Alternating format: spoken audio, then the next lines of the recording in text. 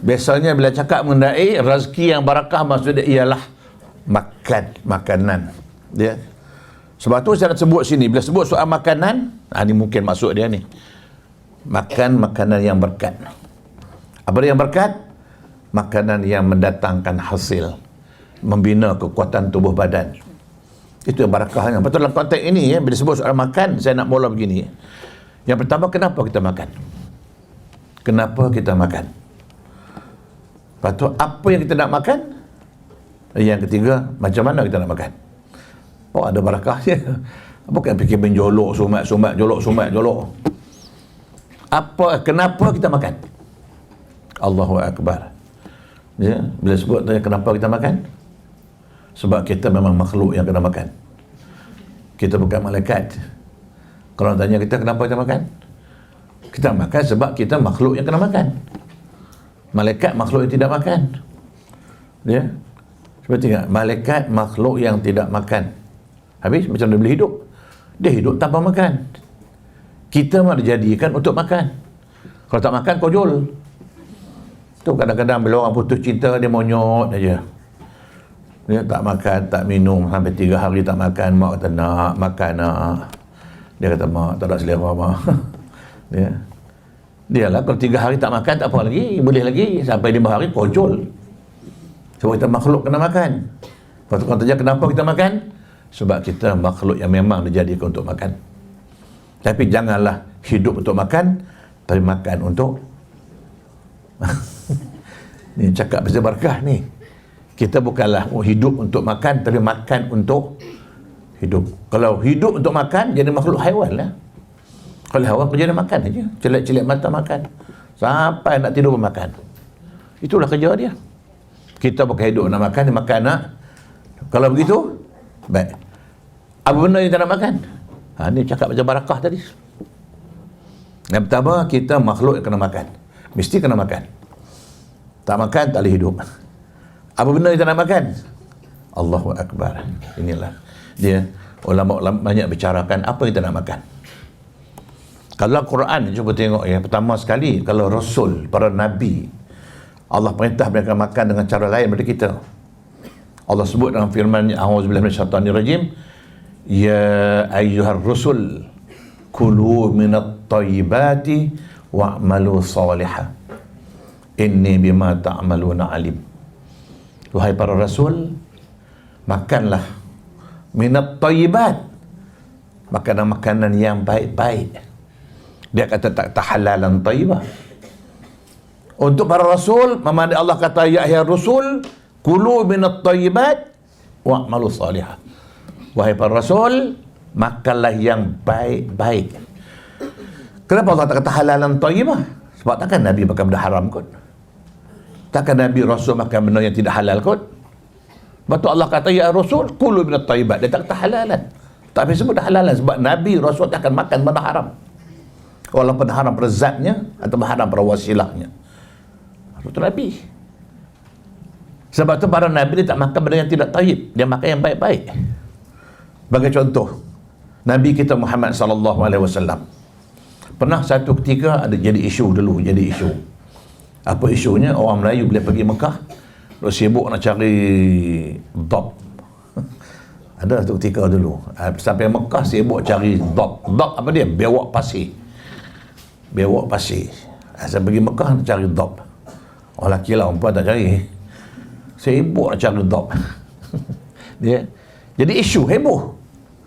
Sampai ustaz-ustaz dia tanya, ustaz apa hukum makan dab ni? Ada ustaz kata haram, ada ustaz kata halal. Padahal hadis Nabi dah sebut. Apa kata Nabi? Qala Rasul, fa amma dabbun fa ana la akilu wa la amna'u. Nabi kata, adapun biawak pasir, aku tak makan, tapi aku tidak larang kamu makan. Boleh faham tak? Nabi kata, fa ana la akilu, aku tak makan. Wala amna'u, aku tak menghalang kamu nak makan, makan dah. Tapi aku tak makan. Maknanya ada kemungkinan dab itu termasuk dalam jenis makanan yang tidak tayyibah. Tidak tayyib. Hari ini banyak barang yang tidak tayyib. Adapun untuk orang seluruh kita, macam hari ini saya tuan-tuan semua, Allah perintah dengan ayat lain. Allah kata apa? A'udzubillahi minasyaitonir rajim. Ya ayyuhan nas kulu mimma fil ardi halalan tayyibah. Kalau kita dikata halalan tayyibah, Nabi tidak ada halalan. Sebab Nabi memang dah tak makan benda yang ni haram, tapi nak makan yang baik-baik. Dab itu halal tapi tidak baik. Hari ini pun kita macam tu juga. Cuba kita bezanya, kadang hari ini kita sakur semua. Contoh, dia katakanlah, kalau kita pergi Melaka sana makan cincaluk.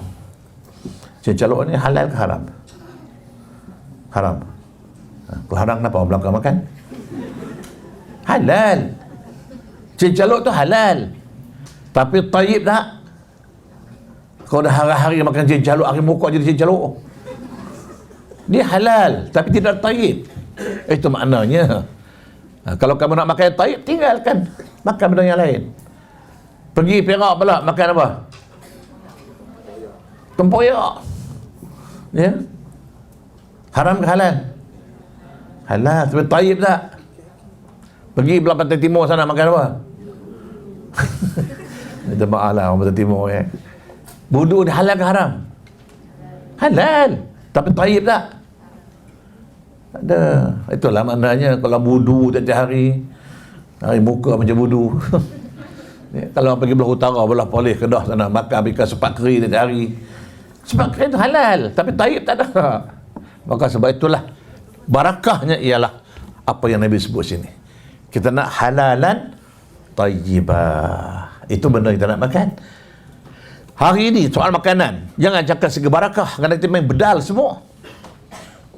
Sebab dalam konteks makan, ingat Nabi pesan kepada kita, al-halalu bayyinun wal haramu bayyinun wa bainahuma umurun mutasyabihat faman waqa'a fi syubhat faqad waqa'a fil haram. Nabi dah kata benda yang halal jelas, ini halal, ini halal, ini halal. Ya haram pun jelas, ini haram, ini haram, ini haram. Sama haram pada zatnya seperti babi, haram. Bangkai, haram.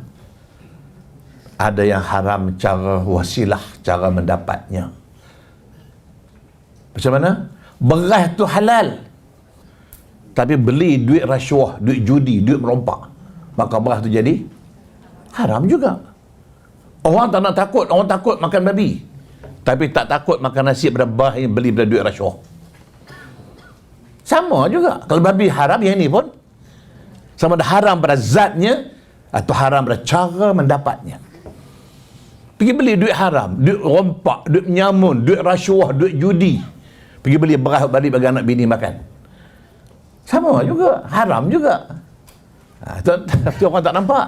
Yang dia nampak, oh babi haram, oh babi Ustaz, sensitif. Orang Melayu dengan babi juga sensitif. Kadang-kadang sebut babi pun tak nak. Heja B-A-B-I bunyi, khinzir. La ilaha illallah. Dia tak nak sebut babi tu. Pasal apa sensitif? Orang Melayu ni teruk benar. Dia sensitif babi tu, nak sebut pun tak nak. Tapi ada seorang ustaz kawan saya, bukan saya nak mengata, saya nak cerita. Kalau mengata berdosa, cerita tak berdosa. Seorang kawan saya Ustaz. Dia kata, saya Ustaz dengan babi ni sensitif sangatlah. Saya kata, kenapa teruk sangat? Tak tahulah Ustaz, saya dengan babi ni pantang. Oh, saya pantang juga, saya tak makan. Oh, saya dah Ustaz, saya kalau saya bawa kereta jalan raya, kata dia, kalau saya bawa kereta jalan raya, kalau lori babi potong kereta saya mati habis dia. Saya tanya dia, kereta apa Ustaz bawa Ustaz sampai lori babi boleh potong kereta Ustaz? Tak kira lah, kata dia. Yang penting kalau lori babi potong kereta saya maki habis. Macam mana Ustaz maki? Haram jadah punya lori, Hawak punya babi, Hawak punya lori, Hawak punya dereba lori. Yang duduk maki itu lori dan dereba lori. Yang babi tadi senyum aja. Lantak kau. Kita tuan-tuan sensitif, tak kena cara, tak kena tempat. Ya. Kalau tak sensitif babi kerana haram, najis. Padahal makan makanan yang kita beli cara duit haram pun najis juga, haram juga. Kenapa tak ni? Maka kalau Nabi kata yang benda yang haram jelas, oh okey haram. Macam mana ada barakahnya kalau ada haram? Tak ada barakah lagi dah. Benda yang halal jelas, Bukan jelas pada namanya, tapi jelas pada zatnya. Nama tak jadi persoalkan. Dalam hal makan minum, bukan nama yang menjadi ukuran hukum, tetapi pada zatnya. Macam kita katakan, ya, anjing najis muallazah, haram. Pada nama itu, bukan namanya, tapi anjing, zatnya anjing itu. Tiba-tiba hot dog, halal ke haram? Halal ke haram? Hot dog anjing panas. Lepas tu ulama kata haram bukan pada nama, pada zatnya. Dia kata hot dog, benda hot dog tu. Tengok benda apa. Kalau zatnya tak haram, tak halal. Berapa nama dia hot dog.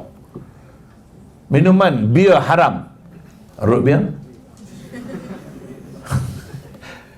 Okeylah. Yang pentingnya Nabi kata yang ini halal, haram jelas. Yang haram pun jelas. Wa bainahuma, di antara kedua-dua ini ada benda-benda yang mutasyabih. Ada benda tasyabuh. Benda-benda yang kesamaran. Apa kesamarannya? Tak tahu. Kita pergi satu kedai, restoran. Tengok tulisan Cina. Dalamnya makan orang Melayu. Kita nak masuk. Nak masuk tak? Tokai Cina. Yang masuk makan orang Melayu. Kita nak masuk tak? Masuk boleh kot. Tokai Cina. Tapi orang Melayu masuk. Boleh kot. Boleh kot. Main kot-kot kita masuk. Makan, order makanan. Haram kita makan. Itu Nabi kata, faman waqa'a fi syubhat faqad waqa'a fil haram. Ni, nak cakap macam barakah tadi. Mana ada barakah lagi dah? Bila nak makan, pastikan kita nak makan itu halalan tayyibah. Allah mendatangkan sumber kekuatan.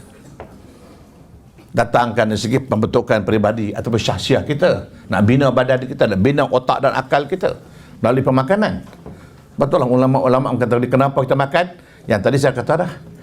Yang pertama, kerana kita makhluk yang memang kena makan. Yang kedua, kita makan sebab nak membentuk peribadi dan bentuk kekuatan fizikal. Nak membesar badan kita. Nak menggemukkan badan kita. Tapi kerana makan tak berhenti-henti, ayam golek, ayam panggang, haram, kuah kering macam tu lah. Macam barakah tak ada. Dan yang tiga, nak bina kekuatan mental melalui makanan kita. Yang tiga lah kata ulama. Kenapa kita makan? Yang pertama, kerana kita makhluk makan.